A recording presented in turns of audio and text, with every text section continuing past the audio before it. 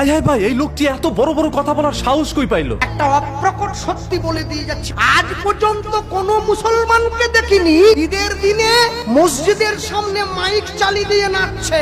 আজ পর্যন্ত কোন খ্রিস্টানকে দেখিনি যিশু খ্রিস্টের জন্মদিনে মুরগি কেটে পুকুরের কোনায় বসে খাচ্ছে। কালী পূজার বিসর্জনের দিন হিন্দুকে দেখেছি মাকে টলিতে তুলে দিয়ে মদ খেয়ে নাচতে নাচতে যাচ্ছে, বলে আসছে বছর নাকি আবার হবে। ভাই তাড়াতাড়ি এই ভিডিওটি শেয়ার করে রাখেন যাতে করে সকল মানুষের কাছে এই বার্তাগুলো পৌঁছে যায়। আমার বাড়ির পাশে একটু দূরে একটা মসজিদ আছে, আমি ভালো করে ঘড়ি ধরে মিলিয়েছি, সেটা দিনে 5 বার নামাজ পড়ে মুসলমান। ভোর 5টায়, দুপুর 12টায়, বিকেল 3:30টায়, বিকেল 5টায়, সন্ধ্যে 7টায়। একদিন, দুদিন, 3 দিন, 1 সপ্তাহ মিলিয়েছি, নামাজের সময়টা 1 মিনিট এদিক ওদিক হয়।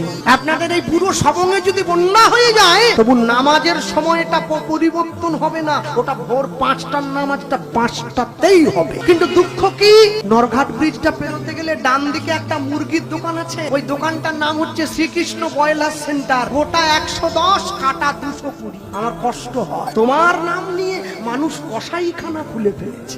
1 মাস ওরা রোজা পালন করে, সকালবেলা সূর্য ওঠার আগে মুখটা ধুয়ে নেয়, একটুখানি খেয়ে নেয়, সারাদিন উপবাস না খেয়ে থাকে, সন্ধ্যেবেলা একটু জল আর খেজুর খেয়ে উপবাসটা ভঙ্গ করে। পরে কি খাবে সেটা বড় কথা নয়, 1 মাস তো পালন তো করে। আর আমার বাড়ির মা বোনেদেরকে বললে কি গো একাদশী করবে না, বলে না এবারটা হবে না পরের বারটা হবে। আমি কি একাদশী, বাকিরা সবাই দোষী, সবাইকে নিয়ে মরবো। ওরা সময় করে নামাজটা পড়ে, আর আমার বাড়ির মায়েরা বোনেরা সময় করে পরনিন্দা পরচর্চা নিয়ে ব্যস্ত হয়ে থাকে। একটা অপ্রকট সত্যি বলে দিয়ে যাচ্ছে, আমি জানি না আমার কণ্ঠস্বর মাইকের মাধ্যমে কত দূর পর্যন্ত যাচ্ছে। আজকে আমার আপনার বাড়ির পাশে সবং, তেমাখানি, ওইদিকে কি সবার এড়াল, গুড়াল, খেপাল যা আছে, আমার রাধামনপুর, পুরুলিয়া, বাঁকুড়া, মেদিনীপুর, মুর্শিদাবাদ, আমার আপনার বাড়ির পাশে আপনারা যে মুসলমান ভাইদেরকে দেখছেন, এই মুসলমানরা কেউ আরব থেকে আসেনি, এরা কেউ ইরাক থেকে আসেনি। আরবের মুসলমান বাংলা বলতে পারে না, ইরাকের ইসলামরা বাংলা বলতে জানে না। দেখবেন এরা আমাদের মতো বাংলায় কথা বলছে, বাঙালির সঙ্গে অনেক রীতিনীতিতে মিল আছে এদের। তাহলে বলুন এরা কি করে মুসলমান হয়ে গেল?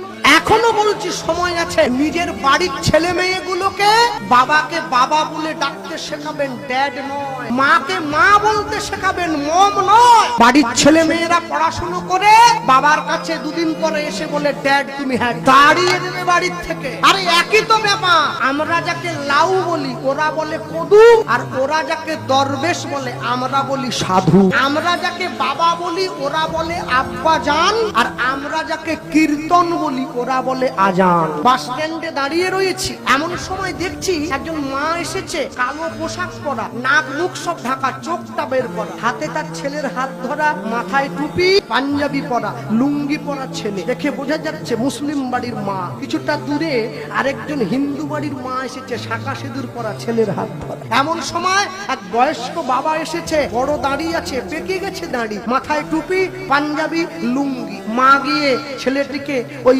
ভদ্রলোকের সামনে গিয়ে বলছে, বাবা মৌলবী সাহেব এসেছে, সেলাম আলাইকুম বলো। দেখুন মা শিক্ষা দিচ্ছে, মা হচ্ছে সংসারের গাছের গোড়া। মা যখনই শিক্ষা দিল, ছেলে গিয়ে বলছে সেলাম আলাইকুম। আর ওই মৌলবী সাহেব ছেলেটাকে বুকে জড়িয়ে ধরেছে, বাবা দীর্ঘজীবী হ, ওয়ালাইকুম সালাম। আর এমন সময় হিন্দু বাড়ির ছেলেটা কাঁদছে, কুড়কুড়ি খাবে, ওর মা দূর থেকে আমার দিকে আঙুল বাড়াচ্ছে, ধুতি পরে আছে। ওর মা ওই ছেলেটাকে শেখাচ্ছে, আর একবার যদি কাঁদিস, ওই দেখ হিন্দু ধর্মের একটা বৈষ্ণব দাঁড়িয়ে আছে, ওকে ধরিয়ে দেবো, ঝোলায় করে পুড়ে নিয়ে বাড়ি চলে যাবে। আমি অবাক হয়ে গেলাম, এই তো আমার দেশ। এক ধর্মের মা শেখাচ্ছে তার ধর্মের সাধুকে দেখলে ভালোবাসবে, আরেক ধর্মের মা শেখাচ্ছে বৈষ্ণব দেখলেই পিটাবে। কি উন্নতি হয়েছে দেশটার। এই দেশের আশা করিনি আমরা। ভারত আবার জগৎ সভায় শ্রেষ্ঠ আসন লবে কবে?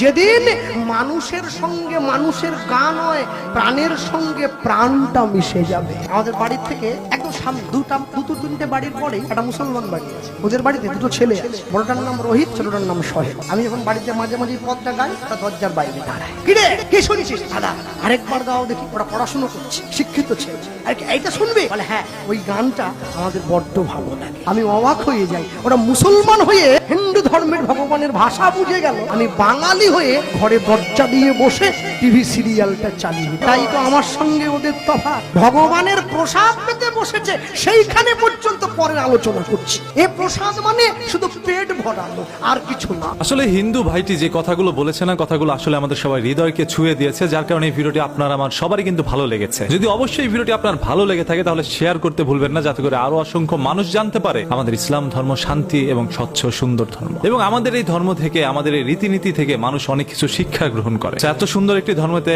আপনি আমি জন্মগ্রহণ করার পরে অবশ্যই বলবো আলহামদুলিল্লাহ, আমরা একজন মুসলমান, আমরা গর্বিত। যদি আসলে আপনি গর্বিত হয়ে থাকেন, কমেন্ট বক্সটা উন্মুক্ত আছে, আলহামদুলিল্লাহ লিখতে কেউ ভুল করবেন না। এবং এই ভাইটির কথাগুলো আপনাদের কাছে কি মনে হয়েছে সেটাও আপনি কমেন্ট করে আপনার মূল্যবান মতামতটি জানাবেন। যে যার যার ধর্ম তার তার জায়গা থেকে সুন্দর করে পালন করুক, এই আহ্বান জানিয়ে আজকের মতো এখানেই বিদায়।